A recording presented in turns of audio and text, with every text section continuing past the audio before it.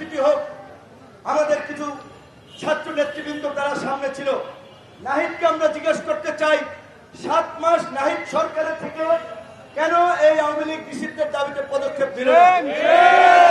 নাহিদ আসিফ মাহফুজ সরকারের বিশেষ সহকারী ছিল, সেখান থেকে তার প্রমোশন হয়ে তিনি উপদেষ্টা হয়েছেন। তারা 3 জন ছাত্র উপদেষ্টা যদি প্রধান উপদেষ্টা এবং উপদেষ্টা পরিষদের মিটিংয়ে বলতো, মাননীয় প্রধান উপদেষ্টা এবং উপদেষ্টা মন্ডলীর সদস্যরা আমাদের ভাইরা যে রক্ত এবং প্রাণের বিনিময়ে যে আন্দোলন সংগ্রাম সফল করেছে, এই আন্দোলনের ফসল হচ্ছে অন্তর্বর্তীকালীন সরকার।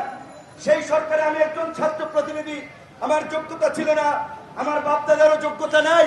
আমরা এসেছি শুধুমাত্র এই ছাত্রদের কৃপায়, তাদের সমর্থনে।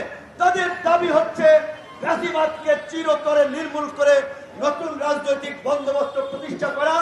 আপনি প্রধান উপদেষ্টা, প্রথম সিদ্ধান্ত ফ্যাসিবাদকে নিষিদ্ধ করুন বলেছে, বলে নাই। বরঞ্চ ওই যে 2 দিনের বৈরাগী বাতের বলে অন্য।